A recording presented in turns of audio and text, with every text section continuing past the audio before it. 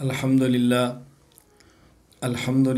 وحدہ لا شریک لہ والصلاة والسلام علی من لا نبی بعد وعلی آلہ واصحابہ الذین اوفوا عہدہ اما بعد فاعوذ باللہ من الشیطان الرجیم بسم اللہ الرحمن الرحیم والعصر ان الانسان لفی خسر الا الذین آمنوا وعملوا الصالحات وتواصوا بالحق وتواصوا بالصبر اللہم صلی علی محمد وعلی آل محمد کما صلیت علی ابراہیم وعلی آل ابراہیم انک حمید مجید اللہم بارک علی محمد وعلی آل محمد کما بارکت علی ابراہیم وعلی آل ابراہیم انک حمید مجید۔ اللہ تعالیٰ نے جو ہمیں دین عطا فرمایا ہے، جو شریعت عطا فرمائی ہے، حضور اکرم صلی اللہ علیہ وسلم جس شریعت مطہرہ کو لے کر آئے ہیں، یہ اسلام بنیادی طور پر 5 اجزاء کا نام ہے۔ نمبر 1 اعتقادات، نمبر 2 عبادات، نمبر 3 اخلاقیات، نمبر 4 معاشرات، نمبر 5 معاملات۔ ان میں سب سے اہم ترین اعتقادات یعنی عقائد ہیں۔ عقائد کے لیے بولنا، لکھنا، سننا، سمجھنا، یہ سارے کام ہم نے کرنے ہیں۔ آپ حضرات کے علم میں ہے کہ تخصص فی العقائد الاسلامیہ آن لائن یہ ہمارا دوسرا تخصص چل رہا ہے، اور ہم نے اس میں اس بات کا اہتمام کیا ہے کہ کتب عقائد چند ایک پڑھا دی جائیں تاکہ عقائد کے عنوان پر کھل کر کام سامنے آ جائے۔ اس سلسلہ میں ہمارے تخصص فی العقائد الاسلامیہ میں سب سے پہلے میری اپنی کتاب مختصر عقائد پر اسلامی عقائد، اس کے بعد کچھ طویل کتاب العقائد، اس کے بعد حضرت شاہ ولی اللہ دہلوی رحمہ اللہ تعالیٰ کی العقیدۃ الحسنہ، اس کی شرح، اس کا متن، پھر اس کے بعد حضرت امام نصفی رحمہ اللہ تعالیٰ کی عقیدہ نصفیہ، العقائد النصفیہ، اس کے بعد پھر امام طحاوی رحمہ اللہ کی العقیدۃ الطحاویہ، اور اس کے بعد اب ہمارے سامنے موجود الفقہ الاکبر امام اعظم ابو حنیفہ رحمہ اللہ تعالیٰ کی۔ ہم اس پر گفتگو کریں گے۔ اس سے قبل بھی اس کتاب کی اہمیت کے پیش نظر کئی ایک مرتبہ اس کتاب کو میں بحمد اللہ تعالیٰ آف لائن اور آن لائن علماء کرام کو پڑھا چکا ہوں، اور تفصیلی اس پر دروس دیے جا چکے الحمدللہ۔ اپریل 2019 کو دورہ تحقیق المسائل جو سرگودا مرکز اہل سنت والجماعت ہوا، میں نے اس وقت اس کتاب کو وہاں پڑھایا۔ پھر اگست 2019 کو دورہ تحقیق المسائل کراچی، اس میں اس کو پڑھایا۔ پھر دسمبر 2020 کو آن لائن علماء افغانستان کو پڑھایا۔ پھر جنوری 2021 کو علماء ترکی کو الفقہ الاکبر میں نے پڑھائی۔ پھر فروری 2021 کو آن لائن علماء انگلینڈ، علماء امریکہ، علماء انڈیا، ان کو پڑھایا گیا۔ پھر جنوری 2023 اس وقت آپ کے سامنے موجود ہے کہ اب یہ تقریباً 6ٹھی مرتبہ ہے کہ میں الفقہ الاکبر کا درس دے رہا ہوں۔ یہ بتانے کا مقصد یہ ہے کہ الفقہ الاکبر پر ہم نے تفصیلاً کام کیا ہے، اور اس کی مفصل شرح الحمدللہ اس وقت جو آپ کے سامنے موجود ہے، یہ انشاءاللہ آپ کی خدمت میں پیش کر دی جائے گی۔ اور یہ مفصل شرح بحمد اللہ تعالیٰ تقریباً 470 صفحات کے لگ بھگ صفحات پر یہ مشتمل شرح ہے، اور اس میں تفصیل کے ساتھ ہم نے مختلف عقائد پر جو الفقہ الاکبر کے اندر امام اعظم ابو حنیفہ رحمہ اللہ ذکر فرمائے ہیں، ان پر گفتگو کی جا چکی ہے۔ اس وقت میں آپ کی خدمت میں الفقہ الاکبر پر بات کرنے سے پہلے چند ایک ابتدائی چیزیں آپ کی خدمت میں عرض کر دیتا ہوں، اس کے بعد ہم کتاب کا متن پھر اس پر شرح تفصیل سے کریں گے انشاءاللہ۔ سب سے پہلے سمجھیں حضرت امام اعظم ابو حنیفہ رحمہ اللہ تعالیٰ جو اس کتاب کے مصنف ہیں، ان کے حالات پر اختصار سے بات کر لیتے ہیں۔ حضرت امام اعظم ابو حنیفہ رحمہ اللہ تعالیٰ کا نام نعمان تھا، اور آپ کی کنیت ابو حنیفہ ہے۔ آپ کے والد محترم کا نام ثابت ہے، آپ کے دادا کا نام نعمان ہے، اور آپ کے پردادا کا نام مرزبان ہے۔ حضرت امام ابو بکر احمد بن علی بن ثابت بن احمد خطیب بغدادی رحمہ اللہ تعالی، وفات 163 ہجری، وہ تاریخ بغداد میں، اور ابن حجر مکی رحمہ اللہ تعالی الخیرات الحسان میں یہی ترتیب بیان فرمائی جو میں نے آپ کی خدمت میں عرض کی ہے۔ یہ بات میں اس لیے کہہ رہا ہوں کہ حضرت امام اعظم ابو حنیفہ رحمہ اللہ کے دادا کا نام زوتا اور پردادا کا نام ماہ، یہ بھی آیا ہے، لیکن جو سلسلہ سب ہم نے بیان کیے خود حضرت امام اعظم ابو حنیفہ رحمہ اللہ کے پوتے حضرت اسماعیل نے یہی بیان فرمایا ہے جو میں نے آپ کی خدمت میں پیش کیا گیا ہے۔ ورنہ امام صاحب کے دادا کا نام سوتا بھی آیا ہے اور پردادا کا نام مہبی ہے، لیکن جہاں تک ہمارا خیال یہ ہے کہ حضرت امام صلی رحمہ اللہ تعالیٰ کے چونکہ دادا نے اسلام قبول فرمایا تھا تو قبول اسلام سے پہلے ان کا نام سوتا ہوگا اور بعد میں نام بدل کر ان کا نام یہ رکھ دیا گیا ہوگا، یہ بعد میں نام بدل کر رکھ دیا گیا نعمان۔ اسی طرح مرزبان ممکن ہے ان کا ایک نام ہو اور ایک ان کا لقب ہو، دونوں باتیں ممکن ہے۔ بہرحال حضرت امام صلی رحمۃ اللہ علیہ کے سلسلہ نسب یہ ہے نعمان بن ثابت بن نعمان بن مرزبانی، اپنا نام بھی نعمان ہے اور دادا محترم کا نام بھی نعمان ہے۔ حضرت امام اعظم ابو حنیفہ رحمہ اللہ تعالیٰ یہ فارسی النسل تھے۔ حضرت کا جو آبائی تعلق کس علاقے سے تھا، بعض مورخین کہتے ہیں کابل سے تھا، بعض کہتے ہیں ترمذ سے تھا، بعض نے اور شہروں کے نام بھی لکھے ہیں، بعضوں نے بابل بھی لکھا ہے۔ تو حضرت امام صلی رحمۃ اللہ علیہ کے جو آبائی شہر تھے وہ بابل ہو یا کابل ہو یا ترمذ ہو، جو کچھ بھی ہو، امام صلی رحمۃ اللہ علیہ فارسی النسل تھے اور اجمی تھے۔ حضرت امام اعظم ابو حنیفہ رحمہ اللہ تعالیٰ کے خود پوتے اسماعیل جو امام صاحب بیٹے حماد کے بیٹے ہیں، ان کا بیان حضرت امام ابو بکر احمد بن علی بن ثابت بن احمد خطیب بغدادی رحمہ اللہ وفات 463 ہجری نقل کرتے ہیں۔ وہ فرماتے ہیں انا اسماعیل بن حماد بن النعمان بن ثابت النعمان بن المرزبان من ابناء فارس الاحرار، یعنی ابناء فارس سے تھے اور پھر یہ حر تھے، ان کے سلسلہ نسب میں کہیں بھی کبھی غلامی نہیں آئی۔ وہ خود فرماتے ہیں واللہ ما بقى علینا رق قط، کبھی بھی ہمارے خاندان کے اوپر کے بزرگوں میں کوئی بھی کبھی غلام نہیں رہا، آزاد تھے۔ اور یہ جو امام صلی رحمہ اللہ نے کارنامے سر انجام دیے ہیں، اللہ تعالیٰ غلاموں سے بھی لے سکتے ہیں، آزاد شدہ آدمی سے بھی لے سکتے ہیں، لیکن جو پیدائشی حر ہو اور اس کے نسب میں کوئی شخص غلام نہ ہو، وہ حریت کے ساتھ جو کام کرتا ہے وہ ہر کسی کے سامنے ہے۔ حضرت امام اعظم ابو حنیفہ رحمہ اللہ تعالیٰ کا خاندان جب مشرف اسلام ہوا تو ان کو رشتہ داروں کی جانب سے کچھ پریشانی آئی، اس لیے انہیں ہجرت کا فیصلہ کیا۔ چنانچہ حضرت امام صلی رحمہ اللہ کے دادا جو نعمان تھے، یہ اپنا نقد اثاثہ لے کر مکہ کی طرف روانہ ہوئے۔ راستے میں شہر کوفہ تھا، وہاں آپ تشریف لائے، وہاں سے گزر ہوا، اور یہ شہر کوفہ وہ تھا جو علی رضی اللہ تعالیٰ عنہ اپنا دارالخلافہ بنا چکے تھے۔ تو انہوں نے حضرت علی رضی اللہ جب شہر کوفہ دیکھا، دارالخلافہ دیکھا، وہاں کی برکات کو دیکھا، تو آپ نے مستقل پر وہاں رہنے کا ارادہ فرما لیا اور وہاں اپنی کپڑے کی تجارت کو شروع کر دیا۔ حضرت امام اعظم ابو حنیفہ رحمہ اللہ تعالیٰ کے یہ دادا جو تھے نعمان، یہ امام صاحب والد ثابت ابھی یہ چھوٹے تھے اور ان کا تذکرہ میں انشاءاللہ کروں گا، ان کی دعا کا نتیجہ حضرت علی کا۔ فی الحال جو میں عرض کرنا چاہتا ہوں، حضرت امام اعظم ابو حنیفہ رحمہ اللہ کے پردادا جب دادا آپ کے نعمان جب یہ کوفہ کے اندر رہے، انہوں نے حضرت امام اعظم حضرت علی المرتضیٰ رضی اللہ تعالیٰ خدمت میں فالودہ پیش کیا۔ اور فالودہ کس موقع پر پیش کیا؟ یہ فارسیوں کا جو سال تھا، ان کی اپنا جو تقویم تھا، تو ان کے سال نو کا یہ پہلا دن ہوتا، سورج خط استوا پر ہوتا، دن اور رات برابر ہوتے، تو یہ ان کے سال کا جو پہلا دن تھا، اس دن یہ لوگ جشن مناتے اور اس کے اندر یہ جشن میں جس طرح کھیل کود کھانا پینا ہوتی بھی کرتے تھے۔ تو انہوں نے اسی مناسبت سے علی المرتضیٰ رضی اللہ خدمت میں فالودہ بطور ہدیہ کے پیش کیا۔ حضرت امام ابو بکر خطیب بغدادی فرماتے ہیں وَالنُّعْمَانُ بْنُ الْمَرْزُبَانِ ابو ثابت هو الذي اهدى لعلی بن ابی طالب رضی اللہ الفالوزہ فی یوم النیروز، نیروز کا دن، ان کا جو نوروز کہتے تھے، نوروز کا دن جس کو عربی میں نیروز کہتے ہیں، تو انہیں اپنے سال نو پر فالودہ پیش کیا۔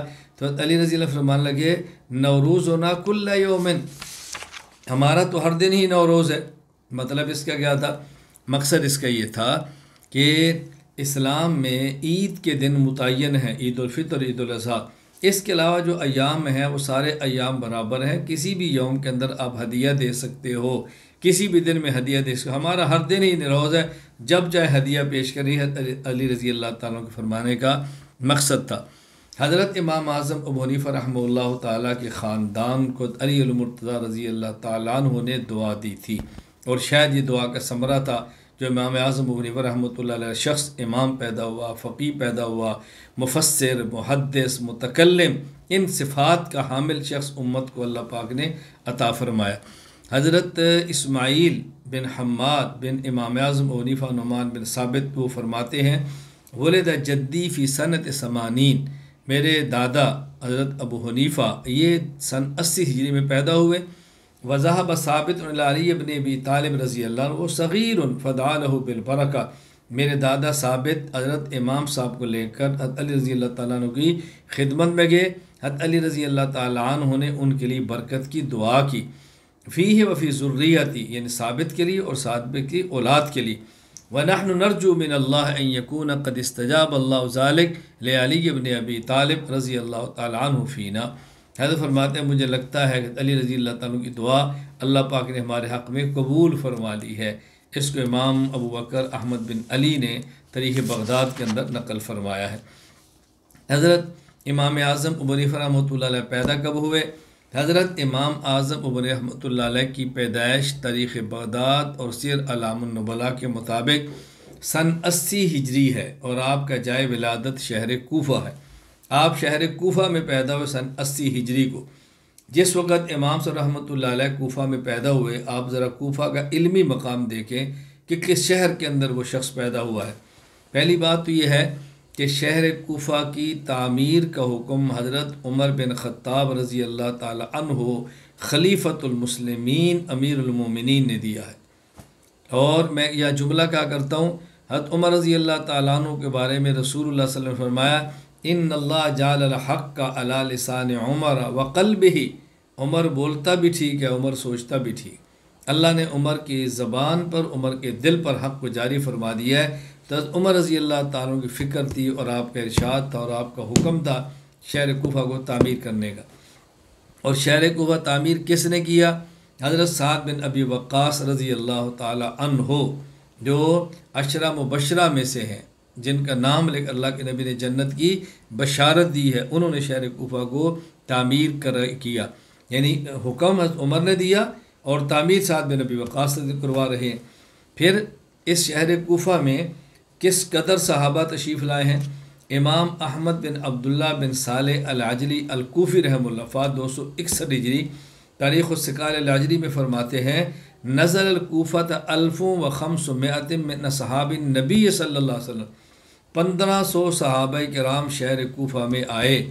اور اس کی کچھ تفسیر تابعی کبیر فقیہ عراق امام ابراہیم بن یزید بن قیس بن اسود رحمہ اللہ وفات 96 ہجری، الطبقات الکبریٰ لابن سعد وہ فرماتے ہیں حبت الکوفۃ 300 من صحاب الشجرہ و70 من اہل بدر، اس میں 300 صحابہ کرام وہ تھے جو اصحاب الشجرہ جو بیعت رضوان میں تھے، حدیبیہ کے موقع پر 300 وہ تھے، اور 70 بدری صحابہ یہاں اس شہر کے اندر آئے۔ آپ اندازہ فرمائیں اس شہر کا ماحول کیا ہوگا۔ پھر یہ شہر کوفہ وہ تھا کہ جس کو حضرت علی رضی اللہ تعالیٰ عنہ نے اپنا مستقل دارالحکومت اور دارالخلافت بنا لیا تھا۔ پھر یہ شہر وہ تھا، اللہ اکبر، حضرت علامہ شمس الدین ابو عبداللہ محمد بن احمد بن عثمان ذہبی رحمہ اللہ وفات 748 ہجری، الامصار ذوات الاثار للذہبی فرماتے ہیں الکوفۃ نزلہا جماعت من الصحابہ کابن مسعود و عمار بن یاسر و علی بن ابی طالب رضی اللہ عنہ و خلق من الصحابۃ رضی اللہ عنہم۔ تو یہ صحابہ کرام کی بہت بڑی تعداد، پھر اس کے بعد تابعین کی بہت بڑی تعداد یہاں پر موجود تھی۔ فرماتے ہیں ثم کان بها من التابعین کعلقمۃ و مسروق و عبیدہ والاسود ثم الشعبی والنخعی والحکم بن عتیبہ وحماد وابی اسحاق ومنصور والعامش واصحابہم۔ اللہ اکبر، آپ اندازہ فرمائیں۔ پھر یہ کوفہ وہ ہے کہ جہاں صحیح بخاری کے روات میں 300 سے زیادہ راوی صحیح بخاری کے وہ ہیں جو کوفہ میں رہنے والے تھے۔ حضرت امام ابو عبداللہ محمد بن اسماعیل بخاری رحمہ اللہ وفات 256 ہجری، شہر کوفہ کی اہمیت کو کن الفاظ سے بیان فرماتے ہیں؟ ذرا توجہ فرمائیں۔ فرماتے ہیں دخلت الی الشام و مصر والجزیرۃ مرتین و الی البصرہ 4 مرات وقمت بالحجاز 6 اعوام بلا احصی کم دخلت الی الکوفہ، میں تحصیل علم کے لیے شام گیا ہوں، مصر گیا ہوں، جزیرہ گیا ہوں 2 مرتبہ، اور بصرہ گیا ہوں 4 مرتبہ، اور حجاز کے اندر رہا ہوں 6 سال۔ ولا احصی کم دخلت الی الکوفہ، اور کوفہ کتنی بار گیا میں مجھے یاد ہی نہیں ہے، مجھے یاد ہی نہیں ہے میں کوفہ کتنی بار کیا ہوں۔ میں یہاں پر ایک جملہ کہا کر ذرا بات توجہ سمجھنا۔ ایک غیر مقلد نے مجھ سے پوچھا، اور پوچھتے رہتے ہیں، میں کئی بار بتاتا ہوں، توجہ سے بات سمجھنا۔ دیکھیں، ایک ہے مدینہ منورہ اور ایک ہے کوفہ۔ ہم مدینہ منورہ کو اپنی منزل سمجھتے ہیں، اور کوفہ کو اس منزل کا دروازہ سمجھتے ہیں، راستہ سمجھتے ہیں۔ اور حضرت رسول اللہ صلی اللہ علیہ وسلم نے ارشاد فرمایا، انا مدینۃ العلم وعلی بابھا فمن اراد المدینہ فلیات الباب، میں شہر علم ہوں، علی شہر علم کا دروازہ ہے، اور جس نے شہر علم میں آنا ہے وہ دروازہ سے گزر کر آئے۔ اللہ اکبر۔ اور یہ جو شہر علم مدینہ منورہ اور کوفہ کو دروازہ ہم نہیں، امام بخاری کی بھی یہ رائے ہے۔ امام بخاری فرماتے ہیں، وَقَمْتُ بِالْحِجَازِ سِتَّةَ أَعْوَامٍ، میں حجاز میں 6 سال رہا ہوں، وَلَا أُحْصِي كَمْ دَخَلْتُ إِلَى الْكُوفَةِ، اور کوفہ میں کتنی بار گیا مجھے یاد ہی نہیں ہے۔ دیکھیں، حجاز میں رہنا یاد ہے، کوفہ میں جانا یاد کیوں نہیں؟ میں مثال دے کر ایک بات سمجھایا کرتا ہوں۔ بھائی ادارۃ النعمان میں مرکز اہل سنت والجماعت میں کوئی طالب علم پڑھتا ہے، اس سے پوچھو بیٹا یہاں کتنے سال سے پڑھ رہے ہو؟ کہتا ہے جی 8 سال پڑھا ہے۔ اچھا یہ جو سامنے دروازہ ہے اس سے کتنی بار گزرے ہو؟ یہاں سے کتنی بار گزرے ہو؟ کہتے ہیں مجھے یاد ہی نہیں۔ تو اس کو منزل پہ رہنا یاد ہے اور دروازے سے گزرنا یاد نہیں ہوتا۔ تو امام بخاری چونکہ حجاز کو منزل مانتے ہیں تو وہاں رہنا یاد ہے، اور کوفہ کو دروازہ مانتے ہیں تو وہاں جانا اور گزرنا یاد ہی نہیں ہے۔ تو آپ اندازہ فرمائیں شہر کوفہ کی کتنی اہمیت ہے۔ حضرت امام بخاری رحمۃ اللہ علیہ اہمیت کو یعنی کس طرح تصنیف فرما رہے تھے۔ 300 راوی وہ ہیں جو یہاں کوفہ کے اندر موجود تھے۔ خلاصہ کیا ہے کہ کوفہ وہ شہر تھا جس کو تعمیر کا حکم حضرت عمر نے دیا، جس کو تعمیر سعد بن ابی وقاص نے کروایا، جس کے اندر 300 صحابہ اصحاب شجرہ بیت رضوان حدیبیہ والے آئے، جن میں 70 صحابہ اہل بدر آئے، صحابہ میں سے 1500 صحابہ یہاں پر آئے، تابعین کی بہت بڑی تعداد آئی۔ حضرت علی المرتضیٰ نے اس کو اپنا دارالحکومت و دارالخلافہ بنایا۔ صحیح بخاری کے 300 راوی ایسے ہیں جو کوفہ کے رہنے والے ہیں۔ اور پھر عجیب بات یہ ہے کہ قرۂ سبعہ جو 7 قرہ ہیں، ان قرۂ سبعہ میں سے 3 قرۂ کرام قاری عاصم، قاری حمزہ، قاری کسائی رحمہ اللہ یہ شہر کوفہ میں قیام پذیر تھے۔ آپ اسے اندازہ فرمائیں کہ شہر کوفہ کس قدر علمی اعتبار سے اہمیت کا حامل ہوگا۔ میں 1-2 باتیں یہاں پر عرض کرتا ہوں، بات توجہ سمجھنا۔ ایک غیر مقلد، میں اپنے واقعات پیش کرتا ہوں اور بات سمجھانے کے لیے پیش کرتا ہوں۔ ایک غیر مقلد نے مجھ سے پوچھا کہ تمہارا امام مدینہ کا نہیں، تمہارا امام مکہ کا نہیں، تمہارا امام کوفہ کا کیوں ہے؟ تو میں نے جواب دیا کہ ہمارے امام کو مکہ میں نہیں، مدینہ میں نہیں، بلکہ کوفہ میں ہی پیدا ہونا چاہیے۔ توجہ سے بات سمجھنا۔ یہ غیر مقلد ہم سے کہتے ہیں کہ تمہارا امام نہ مکی ہے نہ مدنی ہے بلکہ کوفی ہے، نہ امام مکہ میں پیدا ہوا نہ مدینہ میں پیدا ہوا، کوفہ میں پیدا ہوا، تمہیں وہ امام نہیں ملا جو مکہ میں پیدا ہوتا یا مدینہ؟ میں نے کہا نہیں، ہمارا امام کوفہ ہی میں پیدا ہونا چاہیے تھا۔ کہا جی وجہ؟ میں نے کہا اس کی وجہ یہ ہے، اللہ کے نبی، یہ دیکھو جو بڑا جہاں سے کام چھوڑ کے جائے، چھوٹا وہاں سے کام آگے لے کر چلتا ہے۔ رسول اللہ صلی اللہ علیہ وسلم بڑے ہیں، وہ مکہ سے چلے مدینہ تشریف لائے اور مدینہ سے تشریف لے گئے۔ ابو بکر ان کے بعد چھوٹے ہیں، ابو بکر مدینہ سے کام کو لے کر چلے، پھر ابو بکر مدینہ سے گئے، عمر مدینہ سے کام کو لے کر چلے، حضرت عثمان مدینہ سے گئے، علی المرتضیٰ مدینہ سے کام کو لے کر چلے، پھر حضرت علی المرتضیٰ رضی اللہ تعالیٰ عنہ مدینہ سے نہیں گئے بلکہ علی المرتضیٰ کوفہ سے گئے ہیں۔ وہاں دیکھیں حضرت رسول اللہ صلی اللہ علیہ وسلم کے بعد ابو بکر سب سے بڑے ہیں، علی چوتھے نمبر پر ہے، اور یہاں جو 4 فقہا ہیں، امام احمد، امام شافعی، امام مالک، امام ابو حنیفہ، انہیں میں ابو حنیفہ سب سے بڑے ہیں، تو علی خلفۂ راشدین میں سب سے آخر میں، اور امام ابو حنیفہ ائمہ اربعہ میں سب سے پہلے۔ تو جہاں سے آخری خلیفہ نے جانا تھا وہیں پر پہلے امام نے آنا تھا۔ تو تو کوفہ علی کی جائے شہادت ہے تو ابو حنیفہ کی جائے ولادت ہے۔ جو آخری خلیفہ کی جائے شہادت ہے وہی پہلے امام کی جائے ولادت ہونی چاہیے۔ تو امام حنیفہ کو تو پیدا ہی کوفہ میں ہونا چاہیے تھا۔ یہ تو عقل و خرد کا تقاضا ہے، ہم کوئی انوکھی بات تو نہیں کرتے۔ بات توجہ سے بات فرمائیں۔ اچھا، ایک شخص کہتا ہے کہ تم ڈائریکٹ مدینہ کی بات نہیں کرتے، تم تو کوفہ کی بات کرتے ہو، وایا کوفہ جاتے ہو، اور ہم ڈائریکٹ مدینہ کی بات کرتے ہیں۔ میں نے کہا ہماری ترتیب وہ ہے جو رسول اللہ صلی اللہ علیہ وسلم نے بیان فرمائی ہے۔ اللہ کے نبی فرماتے ہیں انا مدینۃ العلم والی بابھا، میں شہر علم ہوں، علی شہر علم کا دروازہ۔ اللہ کے نبی مدینہ میں تھے اور علی کوفہ میں تھے۔ تو پھر اللہ کے نبی نے فرمایا فمن اراد المدینۃ فلیات الباب، جو شہر آنا چاہتا ہے وہ دروازے سے آئے۔ تو حضرت رسول اللہ صلی اللہ علیہ وسلم مدینہ میں، علی کوفہ میں، تو جس نے مدینہ جانا ہے وہ آیا کوفہ جائے۔ یہ ترتیب صرف ہم نہیں، امام بخاری بھی اسی کو تسلیم کر رہے ہیں۔ تبھی تو امام بخاری فرماتے ہیں واقمت بالحجاز ستۃ اعوام، میں حجاز میں 6 سال تک رہا۔ ولا احصی کم دخلت الی کوفہ، کوفہ کتنی بار گیا مجھے یاد ہی نہیں، کیونکہ منزل میں رہنا یاد ہوتا ہے، دروازے سے گزرنا یاد نہیں ہوتا۔ تو امام بخاری بھی مدینہ کو منزل مانتے ہیں، کوفہ کو دروازہ مانتے ہیں۔ ہم بھی مدینہ کو منزل مانتے ہیں اور کوفہ کو دروازہ مانتے ہیں۔ میں بات سمجھانے کے لیے کہا کرتا ہوں، بھئی ایک شخص اعلان کرتا ہے کہ بھی پہلی مسجد میں صف میں نماز پڑھے، اجر بہت ملتا ہے۔ ایک نمازی وہ جو دروازے سے گزرتا ہے اور مسجد میں چلے صف اول میں جاتا ہے، ایک نمازی وہ جو دروازہ پھلانگتا ہے اور صف اول میں جاتا ہے۔ دونوں نمازی ہیں، لیکن فرق کیا ہے؟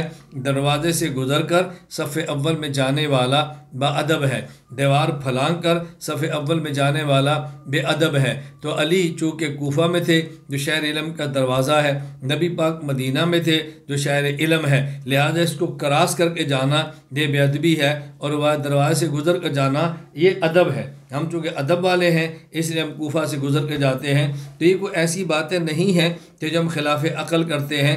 اللہ تعالیٰ ہمیں یہ بات سمجھنے کی توفیق عطا فرمائے۔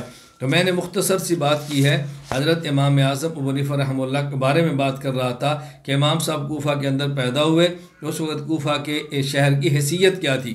حضرت امام اعظم ابو حنیفہ رحمہ اللہ تعالیٰ، یہ آپ کے والد چونکہ ریشے کے کپڑے کی تجارت کرتے تھے، آپ نے اسی پیشے کو اختیار کیا۔ شروع میں آپ اسی کے اندر مصروف رہے، تجارت بھی کرتے رہے اور عبادات کے اندر مشغول بھی رہے۔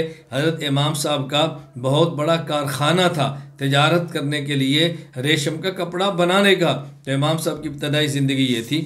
حضرت امام صاحب رحمۃ اللہ علیہ اس کے بعد جب یہ علم سے وابستہ ہوئے تو خود حضرت امام اعظم ابو حنیفہ رحمۃ اللہ علیہ ابو عمر عامر بن شراحیل الشعبی رحمہ اللہ، اللہ اکبر، کیا گھر ہوا چونکہ قریب تھا بازار سے، امام صاحب گزرتے رہتے تھے تو کہتے ہیں امام صاحب کے چہرے پر علم کے آثار دیکھے، ذہانت کے آثار دیکھے۔ تو حضرت امام شعبی نے پوچھا کہ دیکھو کوئی طالب علم ہے پاس، پوچھا کہاں کس کے پاس آتے جاتے ہو؟ کہا کس کے پاس؟ کسی تاجر کا نام لیا۔ تو شعبی نے کہا نہیں میں تاجر نہیں، میں علماء کی بات کرتا ہوں۔ تو امام صاحب نے فرمایا میرا تو علماء کے پاس آنا جانا نہیں، یہ بچپن کی زندگی تھی۔ تو انہوں نے پھر کہا کہ نہیں تم علماء کے پاس جایا کرو، اللہ اکبر۔ خود فرماتے ہیں لم آن الاختلاف الی السوق آنیت الاختلاف الی العلماء فقلت قلیل الاختلاف الیہم، فرمایا میں تو علماء کے پاس کم ہی جاتا ہوں، فرمایا لا تفعل، ایسا نہ کرو، وعلیک بالنظر فی العلم وجالسۃ العلماء فانی اراک فیکم یقظۃ وحرکۃ، قال فوقع فی قلبی من قولی فترکت الاختلاف الی السوق واخذت فی العلم فنفعنی اللہ بقولی۔ میں عرض کیا کرتا ہوں کہ حضرت امام صاحب نے امام شعبی کی بات کو لیا، تجارت کو چھوڑا، علماء کے ساتھ مشغول ہو گئے اور امام صاحب کس مقام پر پہنچے۔ اس لیے تجارت میں وابستہ افراد بھی یہ بات کان کھول کے سنیں، آپ بھی علم میں آگے بڑھ سکتے ہیں، علم میں سبقت لے جا سکتے ہیں۔ ملازم بھی سنیں، علم میں بہت آگے جا سکتے ہیں، خود کو بڑا رکھیں۔ آج کی بات ہے، ممکن ہے میری گفتگو سن رہے ہوں، مجھے ملنے کے لیے ایک صاحب تشریف لائے جو ڈاکٹر تھے بڑی عمر کے، تو اپنے بچے کے لیے فرمایا جس نے مشکات تک پڑھا ہے میں چاہتا ہوں اس کے دورے کا انتظام۔ میں نے کہا ہمارا آن لائن دورہ حدیث چلتا ہے، آئندہ دورہ حدیث کے اندر بھی شرکت کر لے گا۔ آج فقہ اکبر کا درس ہے، آپ بھی پڑھیں اور بیٹے کو پڑھائیں۔ پھر دورہ تحقیق المسائل ہے، آپ بھی پڑھیں بیٹے کو پڑھائیں۔ آئندہ سال بیٹے کو دورہ حدیث میں داخل کرائیں گے، آپ کو درجہ اولیٰ میں بٹھا دیں گے۔ ہمارا ڈاکٹر حضرات اور تجارت کے لیے 4 سال کا نظم موجود ہے، ہم اس میں آن لائن پڑھاتے ہیں اور اس کو عالم بناتے ہیں۔ آپ بسم اللہ پڑھیں اور نیت کریں۔ میں نے کہا انشاءاللہ آپ بھی علمی اعتبار سے بہت آگے نکل جائیں گے۔ میں عرض کر رہا ہوں کہ تجار کے لیے، پروفیسروں کے لیے، ڈاکٹروں کے لیے، ملازمین کے لیے بھی ہم نے ایک علم دین حاصل کرنے کا بحمداللہ نظم بنا دیا ہے۔ مردوں کے لیے بھی، خواتین کے لیے بھی، حتیٰ کہ بچوں کے لیے بھی ہم نے ایک ترتیب بنا دی ہے۔ بس آپ نے آگے بڑھنا ہے، نیت کرنی ہے اور علم حاصل کرنا ہے اور اس علم کو پھیلانا ہے۔ عقائد سیکھنے ہیں، پھر عقائد کو سکھانے ہیں۔ پوری امت میں عقیدے کی محنت کو عام کرنا ہے۔ انشاءاللہ ثم انشاءاللہ ہم ضرور کریں گے، میرے اللہ نے چاہت۔ خیر، میں عرض کر رہا تھا کہ امام صاحب رحمۃ اللہ علیہ کی پھر جو ابتدائی زندگی ہے تحصیل علم کی، اس میں حضرت امام صاحب رحمۃ اللہ علیہ نے علم الکلام میں ایک یکتا تھے، مناظر، مبلغ اور علم الکلام کے بیتاج بادشاہ۔ حضرت امام حنیفہ رحمۃ اللہ علیہ کے بارے میں خود حضرت امام ابو المؤید موفق بن احمد الخارزمی المکی الحنفی رحمہ اللہ، وفات 568 ہجری، امام صاحب کے ارشاد نقل کرتے ہیں، کہتے ہیں کنت رجلا اوتیت جدلا فی الکلام، مطلب اللہ کا کرم ہے، اللہ نے مجھے علم الکلام کے اندر مہارت دی۔ فمضى دهر فی تردد وبی اخاصم عنہ اناصل، میں نے ایک مدت تک اس کے اندر کام کیا ہے۔ وکان اصحاب الخصومات والجدل اکثرهم بالبصرہ، کہتے ہیں کہ مناظرین اور علم الکلام میں بحث کرنے والے بصرہ میں ایک بہت بڑی تعداد میں لوگ موجود تھے۔ پھر فدخلت البصرة 29 مرہ، میں 20 مرتبہ، 20 سے زائد مرتبہ کیا ہوں۔ منها ما اقیم سنہ واقل واکثر وکنت قد نازعت طبقات الخوارج من الاباضیۃ والصفریۃ وغیر طبقات الحشویہ، یعنی ماں سے فرماتے پھر میں نے خارجیوں کے کئی طبقات سے گفتگو کی ہے، عباضیوں سے مناظرے کیے، صفریہ سے کیے اور طبقات حشویہ سے کیے۔ امام صاحب رحمہ اللہ فرماتے ہیں خلاصہ یہ ہے کہ علم الکلام کے اندر امام صاحب نے بہت مقام اور مرتبہ حاصل کیا۔ امام ابو منصور عبد القاہر بن طاہر تمیمی البغدادی رحمہ اللہ، وفات 429 ہجری، کتاب اصول الدین میں فرماتے ہیں وَأَوَّلُ مُتَكَلِّمِهِ مِنَ الْفُقَهَاءِ وَأَرْبَابُ الْمَذَاهِبِ ابو حنیفہ والشافعی، امام صاحب رحمۃ اللہ علیہ وہ پہلے شخص ہیں جو فقہاء اور اصحاب مذاہب میں سے متکلم علم الکلام کے ماہر تھے۔ فَإِنَّ أَبَا حنیفہ لَهُ كِتَابٌ فِي الرَّدِّ عَلَى الْقَدَرِيَّةِ سَمَّاهُ كِتَابَ الْفِقْهِ الْأَكْبَرِ، پہلے امام حنیفہ ہیں، پھر امام شافعی بھی ہیں، اور امام صاحب نے الفقہ الاکبر اس عنوان پر کتاب بھی لکھی ہے۔ اس پر ہم تفصیل سے بات آگے کریں گے، الفقہ الاکبر کے بارے میں بات آ رہی ہے۔ خلاصہ یہ ہے کہ حضرت امام اعظم ابو حنیفہ رحمہ اللہ نے سب سے پہلے علم الکلام کو حاصل کیا ہے اور علم الکلام کے اندر ایک مقام پیدا کیا ہے۔ علم الکلام میں پھر دشمنوں سے مناظرے کیے ہیں۔ امام صاحب رحمۃ اللہ علیہ کو ید طولہ اور بہت بڑی قوت اور طاقت علم الکلام کے اندر حاصل دی۔ اس لیے امام ابو حنیفہ رحمہ اللہ کے مقلدین بطور خاص میں آپ سے گزارش کروں گا حضرت امام صاحب کے طرز انداز کو سمجھیں، علم الکلام کو سمجھیں، عقائد پہ پختگی حاصل کریں۔ انشاءاللہ ثم انشاءاللہ ہم یہ محنت کو جاری رکھیں گے اور عقائد میں خود کو جس حد تک اللہ نے توفیق عطا فرمائی خود کو پختہ کریں گے۔ حضرت امام اعظم ابو حنیفہ رحمۃ اللہ علیہ علم بھی تھا اور پھر تابعی تھے۔ آپ کے تابعی ہونے کی حضرات نے تصریح فرمائی ہے، میں چند ایک عبارات پیش کرتا ہوں۔ مورخ علامہ ابو الفرج محمد بن اسحاق المعروف ابن ندیم 385 ہجری وفات، الفہرست لابن ندیم میں فرماتے ہیں وکان من التابعین لقی عدۃ من الصحابہ رضی اللہ عنہم، یہ تابعی تھے۔ امام ابو عمر یوسف بن عبداللہ بن عبد البر القرطبی المالکی رحمہ اللہ، وفات 463 ہجری، جامع بیان العلم و فضلہ، فرماتے ذکر محمد بن سعد کاتب الواقدی ان ابا حنیفہ رآ انس بن مالک و عبداللہ بن الحارث بن جز رضی اللہ تعالیٰ عنہما، کہ امام صاحب نے 2 صحابہ کی زیارت کی ہے، انس بن مالک، عبداللہ بن حارث بن جز الزبیدی کی۔ علامہ شمس الدین ابو عبداللہ محمد بن احمد بن عثمان ذہبی رحمہ اللہ، وفات 748 ہجری، مناقب الامام ابی حنیفہ و صاحبیہ للذہبی، اس میں فرماتے ہیں ولد رضی اللہ عنہ و ارضاہ فی سنۃ 80 فی خلافت عبد الملک بن مروان بالکوفہ وذالک فی حیات جماعت من الصحابہ رضی اللہ عنہ وکان من التابعین لهم ان شاء اللہ باحسان فانه صح انه رأى انس بن مالک، کہ امام اعظم حنیفہ رحمہ اللہ تعالیٰ یہ تابعی تھے۔ حضرت امام ابو زکریا یحییٰ بن ابراہیم بن احمد الازدی رحمہ اللہ، وفات 550 ہجری، منازل الائمۃ الاربعہ میں فرماتے ہیں فابو حنیفہ ادرک الصحابۃ رضی اللہ عنہ فہو من التابعین، امام صاحب نے صحابہ کی زیارت کی ہے، ملاقات کی اور تابعین تھے۔ علامہ حافظ محمد بن یوسف صالح الدمشق الشافعی رحمہ اللہ وفات 942 ہجری عقود الجمان للصالحی میں فرماتے ہیں اعلم رحمک اللہ تعالی ان الامام ابا حنیفہ رضی اللہ عنہ من التابعین وصح کما قال الحافظ الناقد ابو عبداللہ الذہبی انہ رأى انس بن مالک، یہ تابعی تھے۔ حضرت امام ابو حنیفہ رحمۃ اللہ علیہ نے جن صحابہ کرام کا زمانہ پایا ہے، حضرت علامہ محدث محمد ہاشم بن عبد الغفور السندی الحنفی رحمہ اللہ وفات 1174 ہجری نے ان صحابہ کرام رضی اللہ عنہ نے 21 کے نام نقل فرمائے ہیں جن کا امام صاحب نے زمانہ پایا۔ حضرت عبداللہ بن ابی اوفا، حضرت انس بن مالک، عمر بن حریث، عبداللہ بن حارث، عبداللہ بن انیس، حضرت واصلہ بن اسقا، سہل بن سعد، سعید بن خلاد، محمود بن ربیع، محمود بن لبید، عبداللہ بن بصر، ابو امامہ باہلی، وابسہ بن معبد، ابو حدید ہرماس بن زیاد، مقدام بن مادی کرب، عتبہ بن عبد السلمہ، یوسف بن عبداللہ، ابو طفیل عامر بن واصلہ، سعید بن یزید، ادا بن خالد، اکراش بن زویب رضی اللہ تعالی عنہم، 21 صحابہ۔ اتحاف الاکابر بمرویات شیخ عبد القادر اور محدث جلیل علامہ حسن حنبلی رحمہ اللہ وفات 1305 ہجری نے اس کے علاوہ 9 صحابہ مزید ذکر کیے ہیں کہ جن کا امام صاحب نے زمانہ پایا۔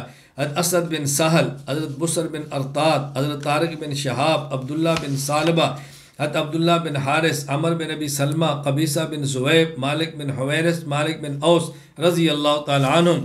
تنسیق النظام مقدمہ مسند الامام الاعظم للحنبلی رحمہ اللہ تعالی۔ حضرت امام صاحب رحمۃ اللہ جن صحابہ کرام کی زیارت کی ہے، میں وہ تو تھے جن کا زمانہ پایا، میں ان کے نام نقل کرتا ہوں جن کی آپ نے زیارت کی ہے۔ حضرت واصلہ بن اسقا رضی اللہ تعالیٰ عنہ وفات 85 ہجری، عبداللہ ابن ابی اوفا الاسلمی رضی اللہ عنہ وفات 88 ہجری، حضرت سہل بن سعد ساعدی رضی اللہ عنہ وفات 88 ہجری، حضرت انس بن مالک رضی اللہ عنہ وفات 93 ہجری، عبداللہ بن حارث بن جز الزبیدی رضی اللہ عنہ وفات 97 ہجری، حضرت ابو طفیل عامر بن واصلہ رضی اللہ عنہ وفات 110 ہجری۔ حضرت امام اعظم ابو حنیفہ رحمہ اللہ تعالیٰ نے صحابہ کو دیکھا بھی ہے، صحابہ کے زمانہ بھی پایا ہے۔ حضرت امام اعظم ابو حنیفہ رحمہ اللہ تعالیٰ کے بارے میں بشارت نبوی ملاحظہ فرمائیں، امام صاحب کے آنے کا اشارہ دیکھیں۔ حضرت ابو ہریرہ رضی اللہ تعالیٰ عنہ فرماتے ہیں کننا جلوسا عند النبی صلی اللہ علیہ وسلم، ہم اللہ کے نبی کے پاس کی خدمت میں تھے، آپ کی مجلس میں تھے۔ فانزلت علیہ سورۃ الجمعہ، آپ پر سورہ جمعہ نازل ہوئی، اس میں قرآن کریم جب یہ آیت آئی وآخرین منہم لما یلحقوا بہم، قرآن کریم میں هو الذی بعث فی الامیین، اللہ نے نبی کو امیین میں بھیجا، آگے فرمائے وآخرین، اور آخرین میں بھیجا۔ حضرت فرماتے ہیں میں نے پوچھا من ہم یا رسول اللہ، اللہ کے نبی یہ آخرین کون ہیں؟ فلم یراجع حتی سال ثلاثا، 3 مرتبہ پوچھا۔ ہماری مجلس میں سلمان فارسی رضی اللہ عنہ موجود تھے۔ وضع رسول اللہ یدہ علی سلمان، اللہ کے نبی نے سلمان فارسی پر ہاتھ رکھا اور فرمایا لو کان الایمان عند ثریا لنالوا رجال او قال رجل من هؤلاء، صحیح بخاری حدیث نمبر 4897۔ حضرت فرمایا کہ اگر علم ثریا ستارے تک بھی پہنچ جائے تو پھر بھی یہ لوگ اس کو وہاں سے بھی لائیں گے۔ سلمان فارسی رضی اللہ عنہ کے اوپر اپنے ہاتھ رکھا۔ اچھا، ایک روایت میں لفظ ایمان کی بجائے دین کا ہے، اور یہ روایت صحیح مسلم کے اندر ہے، حدیث نمبر 2546۔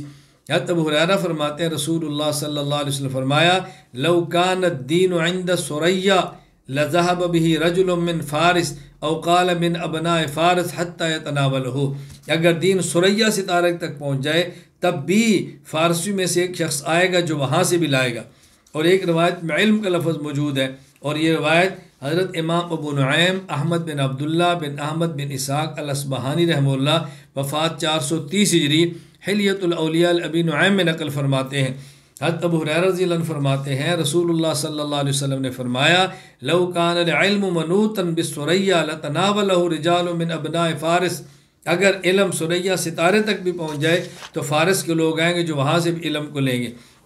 اب دیکھو حضرت امام جلال الدین سیوطی رحمۃ اللہ علیہ، علامہ جلال الدین عبد الرحمن بن ابو بکر السیوطی شافعی رحمہ اللہ وفات 911 ہجری، تبییض الصحیفہ میں فرماتے ہیں قد بشر النبی صلی اللہ علیہ وسلم بالامام ابی حنیفہ فی الحدیث، حضور اکرم صلی اللہ علیہ وسلم نے امام ابو حنیفہ کی طرف بشارت دی ہے، امام صاحب کی بشارت دی ہے حدیث پاک میں، اور یہ کہنے والے کون ہیں؟ شافعی عالم ہے۔ خلاصہ کیا ہے؟ توجہ سے بات سمجھنا، میں ذرا آپ کی خدمت میں پیش کرتا ہوں، بات اچھی طرح سمجھیں۔ ایک حدیث میں علم، ایک میں ہے دین، ایک میں ایمان۔ ایمان، علم، دین کوئی بھی ہو، فرمایا ثریا ستارے تک پہنچ جائے، فارسیوں میں سے ایک شخص آئے گا جو وہاں سے بھی علم کو، دین کو، ایمان کو لے آئے گا۔ اب حدیث میں 3 باتیں سمجھنا۔ پہلی بات یہ کہ رسول اللہ صلی اللہ علیہ وسلم نے بتایا کہ علم، ایمان، دین اگر ثریا ستارے تک بھی جائے تو فارسی نقش شخص وہاں سے اس کو لائے گا۔ نمبر 2، صحابہ کرام رضی اللہ عنہم اجمعین کے بارے میں آپ کا ارشاد ہے اصحابی کالنجوم، میرے صحابہ ستاروں کے مانند ہے، فبئی مقتدیتم مہتدیتم، ان میں سے جس کی اقتداء کرو گے تم ہدایت پا جاؤ گے۔ تو صحابہ کو حضور نے ستارہ فرمایا۔ نمبر 3، حضرت امام اعظم ابو حنیفہ رحمۃ اللہ علیہ وہ شخصیت ہے جن نے صحابہ کرام کا زمانہ پایا، اور آخری صحابی ابو طفیل عامر بن واصلہ رضی اللہ عنہ 110 ہجری میں فوت ہوئے۔ اب حدیثوں کو آپ ذرا ان سب باتوں کو جمع کریں۔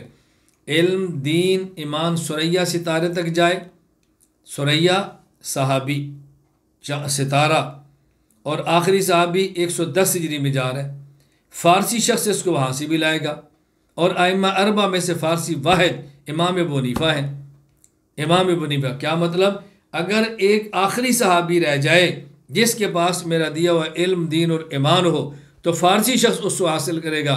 اب ان کو ملائیں تو ملانے سے بات بڑے آرام سے سمجھ آتی ہے کہ یہ حضرت امام اعظم ابو حنیفہ رحمہ اللہ تعالیٰ کے بارے میں حدیث پاک میں بشارت دی جا رہی ہے۔ حضرت امام اعظم ابو حنیفہ رحمہ اللہ تعالیٰ، یہ ذہن نشین رکھیں، میں نے ابھی بات آپ خدمت میں پیش کی ہے، متکلم تھے بہت بڑے، پھر متکلم ہونے کے ساتھ امام اعظم ابو حنیفہ رحمۃ اللہ علیہ فقیہ تھے، محدث تھے بہت بڑے، محدث۔ امام صاحب کے محدث ہونے پر میں چند ایک حوالے پیش کر دیتا ہوں تاکہ بات کھل لے۔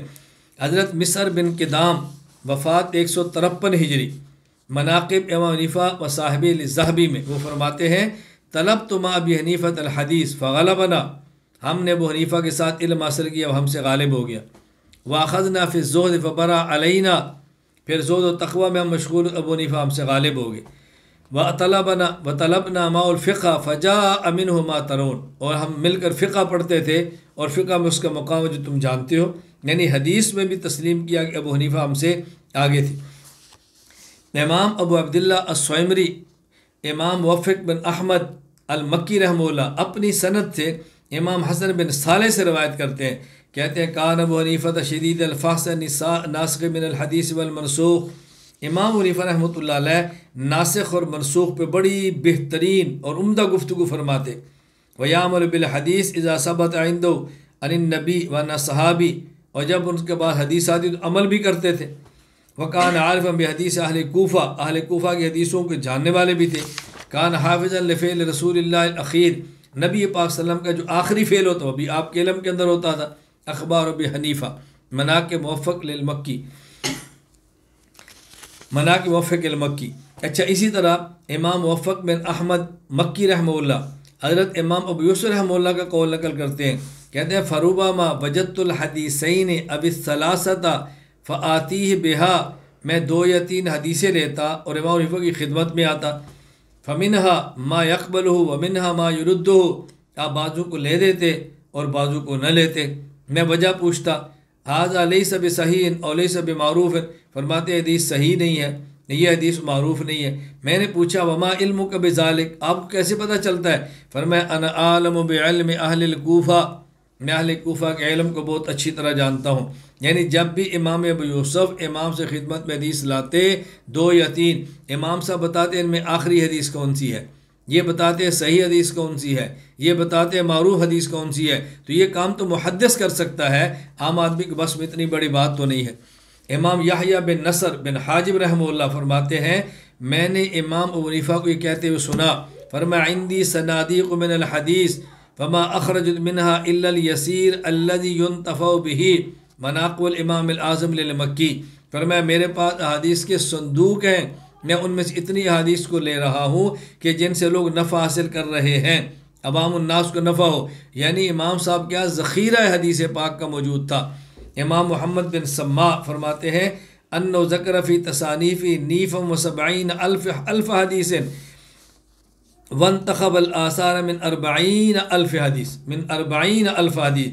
حضرت امام حنیفہ رحمہ اللہ اپنی تصانیف میں 70,000 سے کچھ اوپر احادیث ذکر کی ہیں، اور اپنی کتاب الآثار 40,000 احادیث سے منتخب فرما کے آپ نے تحریر فرمائی ہے۔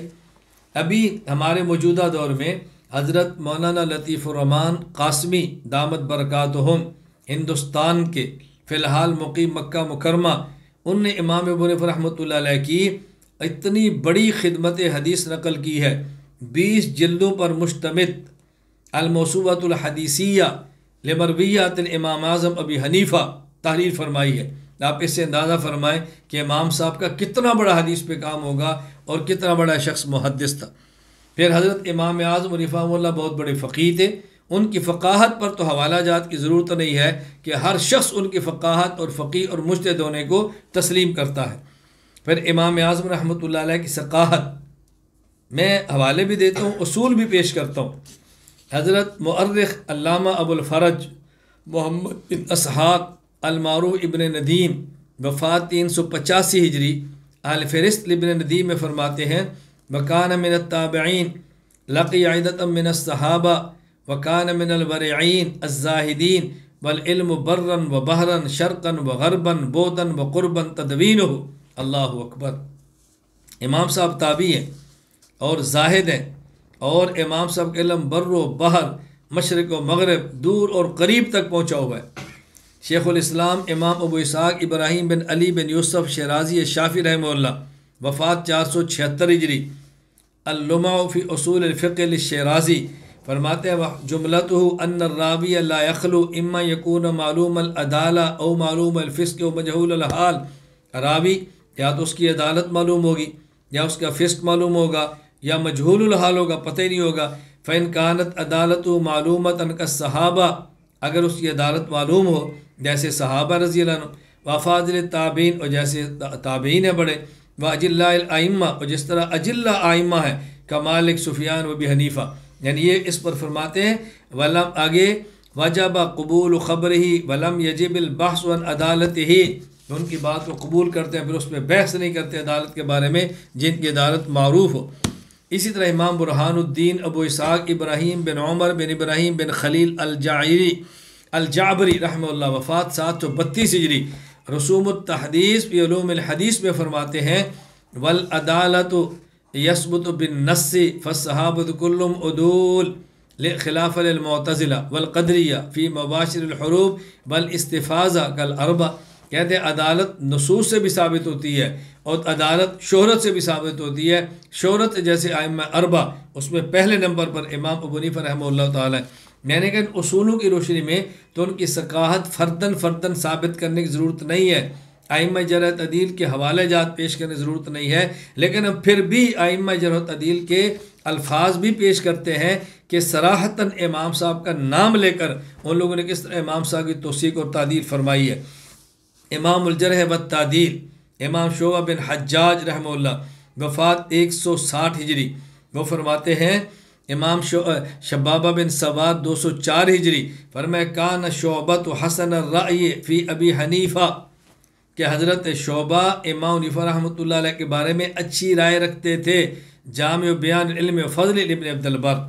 امام المحدثین امام علی بن مدینی رحمہ اللہ وفات 204 ہجری امام حنیفہ رحمہ اللہ کا تذکرہ ان الفاظ میں کرتے ہیں، کہتے ہیں ابو حنیفہ روا عنہ الثوری وابن المبارک وحماد بن زید وحشیم ووکیع بن الجراح وعباد بن العوام وجعفر بن عون وهو ثقۃ لا باس به، کہ حضرت امام اعظم ابو حنیفہ رحمہ اللہ تعالی ثقہ ہیں، ان کی بات کا اعتبار کیا جائے گا۔ حضرت امام اعظم ابو حنیفہ رحمہ اللہ تعالی، تو میں یہ عرض کر رہا ہوں کہ یہ وہ حضرات ہیں جن نے امام صاحب کا نام لے کر امام صاحب کی توثیق اور تعدیل کی ہے۔ حضرت امام الجرح والتعدیل امام یحییٰ بن معین وفات 233 ہجری تاریخ بغداد الخطیب کان ابو حنیفہ ثقۃ لا یحدث بالحدیث الا ما یحفظ ولا يحدث بما لا يحفظ. اللہ اکبر. فرماتے ہیں امام حنیفہ رحمۃ اللہ علیہ حدیث وہی بیان کرتے جو حضرت امام حنیفہ کو یاد ہوتی. سبحان اللہ. جو حفظ ہوتی اسی کو، عام حدیث کو بیان نہیں فرماتے تھے. حضرت امام اعظم ابو حنیفہ رحمہ اللہ تعالیٰ اہل علم کی نظر میں اگرچہ ہمیں اس کی ضرورت نہیں ہے، ہم امام صاحب کے علم، ثقافت، فقاہت، علم حدیث، علم کلام سے واقف ہے، لیکن میں چند ایک حوالہ جات آپ کی خدمت میں پیش کر رہا ہوں کہ آپ اپنے پاس محفوظ رکھیں. اور وہ لوگ جو امام صاحب کے بارے میں نازیبا لفظ بولتے ہیں ان کو بتاؤ کہ امام ابو حنیفہ رحمہ اللہ کے بارے میں اہل علم کی رائے کیا تھی. تمہاری اوقات کیا ہے؟ تمہاری اوقات کیا ہے کہ تمہاری بات امام صاحب کے بارے میں سنیں؟ اہل علم کی رائے امام صاحب کے بارے میں کیا تھی؟ امام معمر بن راشد الازدی البصری رحمہ اللہ، وفات 153 ہجری، تاریخ بغداد، فرماتے ہیں ما عارف رجلا یحسن یتکلم فی الفقہ او یسعہ او یقیس و یشرح لمخلوق النجات فی الفقہ احسن معرفۃ من ابی حنیفہ. اللہ اکبر. کہتے ہیں میں نے امام ابو حنیفہ رحمہ اللہ سے بہتر کوئی شخص نہیں دیکھا جو فقہ کا ماہر ہو اور مخلوق خدا کے لیے فقہ و قیاس کے کو ذریعہ راہ نجات بتانے والا ہو. یعنی ان سے بہتر شخص میری نظر میں اور کوئی نہیں جس نے یہ کام کیا ہو. اور فرمایا ولا اشفق علی نفسہ من ان يدخل فی دین اللہ شیئا من الشک من ابی حنیفہ. اور میں نے امام حنیفہ رحمہ اللہ زیادہ کوئی شخص نہیں دیکھا جو اتنی احتیاط کرتا ہو کہ دین کے معاملے میں معمولی سا شک بھی ہو اور اس کو چھوڑ دے، شکوک و شبہات کو چھوڑ دے. اتنی احتیاط کرنے والا میں نے امام سے بڑھ کر کوئی بندہ نہیں دیکھا. حضرت امام مالک بن انس رحمہ اللہ، وفات 179 ہجری، تاریخ بغداد، فرماتے ہیں رأیت رجلا لو کلمک فی هذه الساریۃ ان یجعلها ذهبا لقام بحجتہ. میں نے ایک ایسے شخص کو دیکھا اگر وہ اس ستون کے بارے میں ثابت کرنا چاہے کہ یہ سونے کا ہے، وہ دلیل کے ساتھ سونے کا ستون ثابت کر سکتا ہے. یعنی لکڑی کے ستون کو سونے کا ثابت کرنا چاہے تو قوت دلیل سے وہ ثابت کر سکتا ہے. امام جرح و تعدیل امام یحییٰ بن سعید قطان رحمہ اللہ، وفات 198 ہجری، تاریخ بغداد، فرماتے ہیں لا نکذب اللہ ما سمعنا احسن من رائے ابی حنیفہ وقد اخذنا باکثر اقوالی. اللہ پر ہم جھوٹ نہیں بولتے، ہم نے ابو حنیفہ کی رائے سے بہتر کسی شخص کو نہیں دیکھا. حضرت امام محمد ادریس شافعی رحمہ اللہ، وفات 204 ہجری، تاریخ بغداد، فرماتے الناس عیال علی ابی حنیفہ فی الفقہ. فقہ میں لوگ ابو حنیفہ کی اولاد کی طرح ہے. امام احمد بن محمد بن حنبل رحمہ اللہ، وفات 241 ہجری، تاریخ بغداد، فرماتے ہیں وکان احمد بن حنبل اذا ذکر ذلک بکا فترحم علی ابی حنیفہ وذلک بعد ان ضرب احمد. امام حنیفہ کو جب امام احمد بن حنبل کو کوڑے لگے، تکلیفوں سے گزرنا پڑا، امام حنیفہ کا ذکر آتا تو رو پڑتے اور وہ فرماتے اللہ رحم فرما امام حنیفہ پر. ان کی رحمت کی دعائیں فرمایا کرتے تھے. کس قدر اس شخص نے تکلیفیں اور مشقتیں برداشت کی ہیں اور ابو حنیفہ اس مقام پر پہنچے ہیں. حضرت امام ابو حنیفہ رحمۃ اللہ علیہ کی اساتذہ اکابر اہل علم تھے. حضرت امام سے رحمہ اللہ نے جن اساتذہ کرام سے علم حاصل کیا اور جن سے آپ نے علم حاصل کیا، اگر آپ اندازہ فرمائیں مجموعی تعداد کتنی تھی. امام ابو حفص کبیر رحمہ اللہ نے امام صاحب کے اساتذہ میں سے 4000 اساتذہ کا ذکر فرمایا. الخیرات الحسان وقد ذکر منہم الامام ابو حفص الکبیر 4000 شیخین. 4000 یعنی کس قدر اساتذہ امام صاحب نے علم کو حاصل کیا ہوگا، آپ اندازہ فرما سکتے ہیں. ان میں چند مشہور میں نے عرض کیا، ہم نے تحریر بھی کر دی ہے. واصلہ بن اسقا، عبداللہ بن ابی اوفا، سہل بن سعد، انس بن مالک، عبداللہ بن حارث، ابو طفیل، عامر بن واصلہ رضی اللہ عنہ تو صحابہ تھے. حماد بن ابی سلیمان، امام ابو عمر عامر بن شراحیل الشعبی، امام عطا بن ابی رباح المکی، امام علقمہ بن مرشد، امام حکم بن عتیبہ، امام جعفر محمد بن علی، سعید بن مسروق الثوری، عدی بن ثابت انصاری، امام ابو سفیان سعدی. کتنے بڑے بڑے مشائخ تھے جن سے آپ نے علم حاصل کیا. حضرت امام سے رحمہ اللہ تعالیٰ نے علم حاصل بھی کیا اور آپ نے سلسلہ تدریس کو بھی جاری فرمایا. حضرت امام صاحب کے جو استاذ تھے حماد بن ابی سلیمان، آپ کا انتقال 120 ہجری میں ہوا. مشورے سے آپ کے بیٹے کو ان کی مسند پر بٹھایا، لیکن ان پر نحو اور ادب کا غلبہ تھا. کم حق و فقہ کا وہ حق ادا نہ کر سکے، لہذا ان نے خود ہی دستبرداری کر لی۔ اس کے بعد امام صاحب کے شاگرد امام موسیٰ ابن ابی کثیر کو یہ ذمہ داری سونپی گئی۔ لوگ ان کی قدر و منزلت سے واقف تھے، لیکن فقہ کے اتنے ماہر وہ بھی نہیں تھے جتنے امام حنیفہ رحمہ اللہ تھے۔ وہ حج پر تشریف لے گئے تو لوگوں نے امام صاحب کو مسند پر بٹھایا، پھر حضرت امام حنیفہ رحمہ اللہ تعالیٰ تا دم حیات اس ذمہ داری کو نبھاتے رہے۔ حضرت امام صاحب کے حلقہ درس میں طول و عرض سے اور مشرق و مغرب سے لوگ آتے اور امام صاحب کا درس کے اندر شریک ہوتے تھے۔ اللہ اکبر۔ حضرت امام محمد بن یوسف الشافعی رحمہ اللہ وفات 942 ہجری عقود الجمان میں ان شہروں اور ملکوں کی فہرست دی ہے کہ جہاں سے لوگ امام صاحب سے علم حاصل کرتے تھے۔ میں چند ایک ذکر کر دیتا ہوں۔ مکہ مکرمہ، مدینہ منورہ، کوفہ، بصرہ، واسط، موصل، جزیرہ، رقہ، نصیبین، دمشق، رملہ، مصر، یمن، یمامہ، بحرین، بغداد، حلوان، رے، طبرستان، نیشاپور، جرجان، بخارا، سمرقند، ترمذ، بلخ، ہرات، سجستان، خوارزم۔ کتنی بڑی تعداد تھی جو لوگ آتے تھے اور امام صاحب سے علم حاصل کرتے تھے۔ حضرت امام اعظم ابو حنیفہ رحمہ اللہ کے تلامذہ اور شاگرد بہت بڑی تعداد تھی، اتنی بڑی تعداد کہ علامہ شمس الدین ابو عبداللہ محمد بن احمد بن عثمان ذہبی رحمہ اللہ وفات 748 ہجری مناقب الامام اعظم ابو حنیفہ و صاحبی کے اندر فرماتے ہیں، ربا عنہ من المحدثین والفقہاء عدت لا یحصون۔ امام صاحب سے اس قدر محدثین اور فقہاء نے علم حاصل کیا کہ ان کو گنا نہیں جا سکتا۔ اللہ اکبر، ان کو گنا نہیں جا سکتا۔ چند ایک معروف ہے جن کا میں ذکر کرتا ہوں، امام ظفر بن حذیل، امام ابو یوسف، امام حماد بن ابی حنیفہ، امام حسن بن زیاد، محمد بن حسن ابو مطیع البلخی، یہ چند ایک ہے۔ بہت بڑی تعداد تھی جو امام صاحب کا علم حاصل کرتے تھے۔ پھر حضرت امام اعظم ابو حنیفہ رحمہ اللہ تعالیٰ کے جو کارنامے ہیں ان میں اہم ترین کارنامہ وہ فقہ اسلامی کی تدوین ہے، قانون اسلامی کی تدوین ہے۔ امام صاحب نے 2 کام بہت اہم فرمائے، نمبر 1 قانون سازی، نمبر 2 افراد سازی۔ ایک تو ان نے فقہ کو مرتب فرمایا، شریعت کو مدون فرمایا اور اس کے لیے افراد تیار فرمائے جو افراد اس کام کو لے کر چلیں۔ محتاط اندازے کے مطابق 83,000 دفعات پر مشتمل امام صاحب نے قوانین مرتب فرمائے ہیں، 83,000 دفعات پر مشتمل قوانین مرتب فرمائے۔ اور علامہ جلال الدین عبد الرحمن بن ابو بکر سیوطی رحمہ اللہ وفات 911 ہجری تبییض الصحیفہ میں فرماتے ہیں، من مناقب ابی حنیفہ التی انفرد بها انه اول من دون علم الشریعہ ورتب ابوابا ثم تابعه مالک بن انس۔ یہ پہلے وہ شخص ہے کہ جس نے علم شریعت کی تدوین کی اور ابواب میں اسے مرتب فرمایا، یہ پہلے وہ شخص ہے۔ حضرت امام اعظم ابو حنیفہ رحمۃ اللہ علیہ نے 40 رکنی کمیٹی بنائی، مسئلہ اس 40 رکنی کمیٹی سے گزرتا، اس پہ گفتگو ہوتی، اس پر بحث ہوتی اور اس کے بعد مرتب ہوتا اور مسئلہ تحریر کر دیا جاتا۔ میں اس لیے گزارش کیا کرتا ہوں کہ ائمہ اربعہ میں سے حضرت امام اعظم ابو حنیفہ رحمہ اللہ وہ فقیہ اور مجتہد ہیں کہ جن کی فقہ شورائی فقہ ہے، شخصی نہیں ہے۔ 40 رکنی کمیٹی آپ نے امام صاحب نے تیار فرمائی تھی۔ وہ 40 رکنی کمیٹی کن افراد پر مشتمل تھی؟ نمبر 1 امام ظفر وفات 158 ہجری، نمبر 2 امام مالک وفات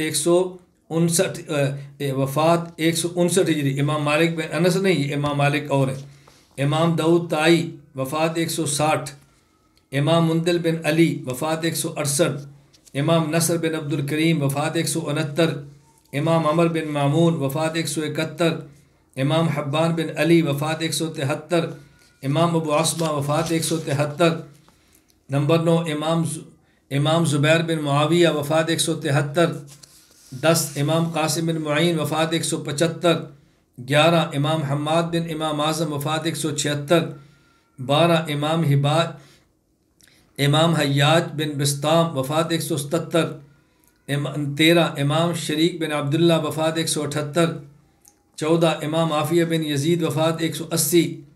15 امام عبداللہ بن مبارک وفات 181، 16 امام ابو یوسف وفات 182، 17 امام محمد بن نوح وفات 182، 18 امام حشیم بن بشیر وفات 183، 19 امام ابو سعید یحییٰ بن زکریا وفات 184، 20 امام فضیل بن ایاد وفات 187، 21 امام اسد بن عمر وفات 188، 22 امام محمد بن حسن وفات 189، 23 امام علی بن مصر وفات 189، 24 امام یوسف بن خالد وفات 189، 25 امام عبداللہ بن ادریس وفات 192، 26 امام فضل بن موسیٰ وفات 192، 27 امام علی بن طیبان وفات 192، 28 امام حفص بن غیاث وفات 194، 29 امام وقی بن جراح وفات 197، 30 امام ہشام بن یوسف وفات 197، 31 امام یحییٰ بن سعید قطان وفات 198، 32 امام شعیب بن اسحاق وفات 198، 33 امام ابو حفص بن عبد الرحمن وفات 199، 34 امام ابو مطی بلخی وفات 199، 35 امام خالد بن سلیمان وفات 199، 36 امام عبدالحمید وفات 203، 37 امام حسن بن زیاد وفات 204، 38 امام ابو عاصم النبیل وفات 212، 39 امام مکی بن ابراہیم وفات 215، 40 امام حماد بن دلیل وفات 215۔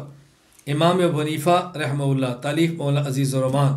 اب اس میں فرمائے 40 رکنی کمیٹی تھی جو حضرت امام صاحب نے ترتیب دی اور ان سے مسئلہ گزر کر آگے جاتا۔ کتنا بڑا یہ کارنامہ ہے حضرت امام اعظم ابو حنیفہ رحمہ اللہ تعالیٰ کہ میں نے عظمت اور مناقب پر تھوڑی مختصر سی گفتگو کی ہے یہ بتانے کے لیے کہ امام ابو حنیفہ رحمۃ اللہ علیہ کتنے بڑے آدمی تھے۔ امام رحمۃ اللہ علیہ کو اللہ نے ظاہری حلیہ بھی دیا، اوصاف بھی عطا فرمائے۔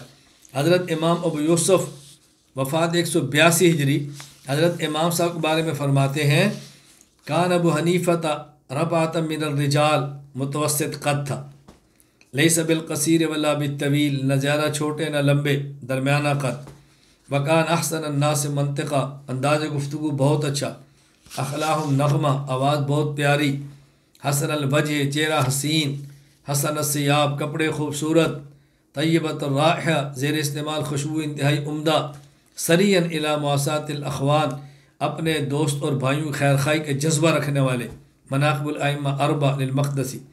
حضرت امام صلی رحمۃ اللہ علیہ کے اخلاق اتوار بھی بہت اچھے تھے، ظاہر بھی اچھا تھا، باطن بھی اچھا تھا۔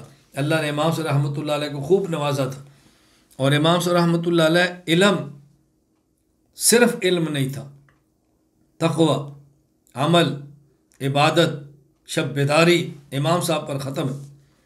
حضرت امام اعظم ابو حنیفہ رحمہ اللہ کا ذوق عبادت۔ حضرت امام ابو بکر احمد بن علی بن ثابت بن احمد خطیب بغدادی رحمہ اللہ، وفات 463 ہجری، تاریخ بغداد۔